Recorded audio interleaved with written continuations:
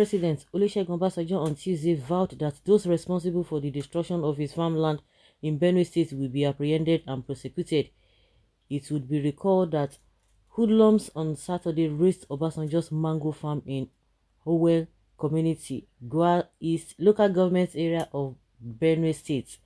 Politics Nigeria gathered that the 140 acres farm was burnt following possible disagreement with the locals over compensation for the land which was originally owned by the state government. The Goa East local government chairman Emmanuel Osega, who confirmed the incidents at the weekend, said the fire was a deliberate act by hoodlums. Reacting today in a press release by his special assistant on media, Kehinde Akinyemi, Obasanjo said the local and state governments, including the security agencies in the state, have taken up the issue with a view to fishing out the perpetrators and prosecution. The former president thanked those who had called him to show concern over the incidents. Meanwhile, Governor Samuel Otom of Benue State has ordered full-scale investigation in the fire incident. Otom insisted that no act of sabotage would be tolerated by the government, adding that his administration had a deliberate policy to encourage local and foreign investors, especially in the agricultural sector. Well, do you know that a lot of people were really surprised when this happened? They were like, ah. Even I was surprised when they said Obasanjo said farm got burnt. I was Ota, because everybody always like, oh, Ota, that is where he has a whatever. But now he's confirming, and people were like, how come Obasanjo from Ogun State to Benue? How come? How? And some people are like, could it be true or could it not be?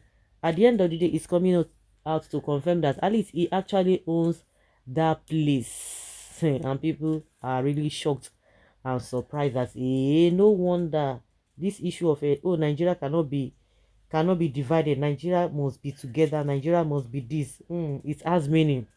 And they began to realize the reason why he's doing that. Well, as he will be fished out the way you loot Nigeria money, who's going to fish them out? Have you ever seen any, especially the president? Of course, you can say, oh, what is it called? You can talk about the governors. They always drag them left, right, and center. But presidents in this country, past presidents, nobody talks about them. Nobody dares go after them to probe them or to invite them for corruption cases. And most of the people who have been asked by the EFCC or EFCC has been arrested, they worked under this so-called president, and those people, there was no way they could have worked in isolation without the knowledge of those presidents. But they don't talk anything about the president. A typical example was what happened in the last administration between Dasuki and what is this man's name, the president, Jonathan.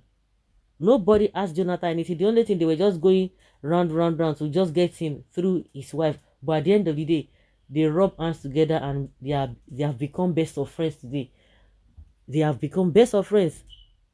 Jonathan and Buhari. Aso Rock is his second house now. Well, so according to this person saying that himself, that Obasanjo himself will be fished out, forget it. That can never happen in this country unless maybe something else will take place. If this kind of incident happens to a poor man, nobody will fight for him. The case will just die like that and buried. Not only that, it will also be buried. Baba, come and take my own land in my village for free. Sorry, Baba. You, Abi? I'm so glad that it happened to him. Let him feel the pain. And a lot of people are of the opinion that, okay, it's good for them. It's good for them. It's good for them. Of course, it must have pained him. It must have hurt him. Okay. What kind of a trash are you commenting? Okay, you are happy at the misfortune of others. Is Obasanjo not one of those who are vocal about insecurity in the country and government's inability to put an end to it? What is bad is bad. It has no other name. Cutting someone's head is not the solution to someone's headache. Is this not foolishness on the people of the land? Because a farm of that magnitude is generating employment for the locals, and they prefer a one-time settlement for a lifetime employment for their children. Please, let them let them wear their thinking cap, because negotiations can still be going on with your sons and daughters still earning a living. That is the kind of consolation we do get. Of course, that will not solve the problem. Do you know how long they've been on this case? You can imagine what happened at Magodo. A lot of people are just beginning to hear it. Some people are aware of this whole thing for the last how many decades or years, but since the action was to be taken, everybody now say so this kind of a thing has been happening in Magodo. And meanwhile, the court judgment from higher to lower level, almost they have given verdict, and yet it has been impossible for them to obey the law. So if really that those people now took laws into their hands, oh, they begin to say, why would you do that? But simple obedience to rule of law, they won't do it. But once people begin to react, that is when they will not say, oh, why should you do this, why should you do that?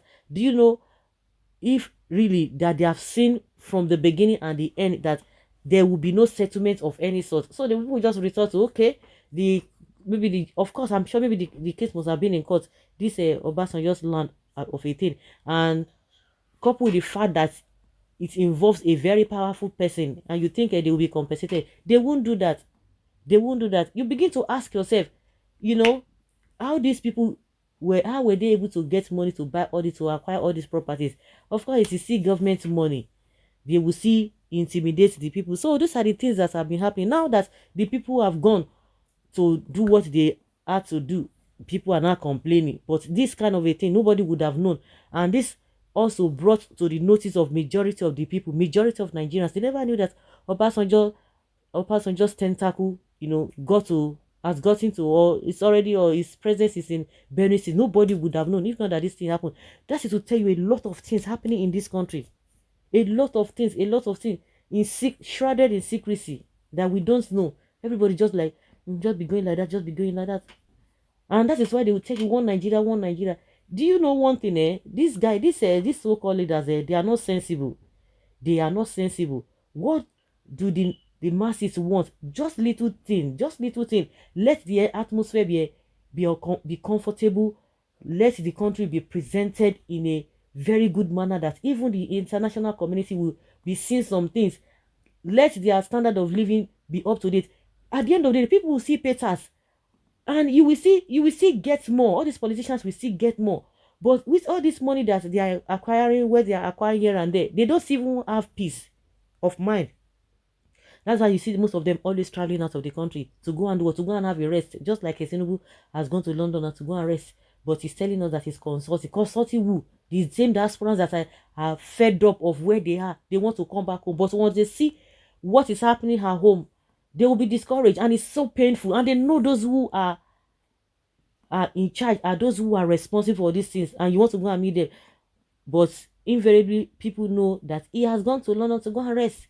So what I'm trying to say is that they will not even have that, or the audacity. I think that's the best word that come to mind now. To even stay in their own country and enjoy what they have, but they have to travel out of the country. That is why the problem is escalating every now and then. They will say one Nigeria, one Nigeria. Go and check those who are calling one Nigeria. It's either those who are benefiting or those who are ignorant or those who are just selfish. So we talk about our population. Is our population helping us? No, it's not helping us. So I don't want to even take this whole thing too far. Let's hear your opinion because the man is lamenting. Now, leave your comment down there below and let's have your take. Thank you.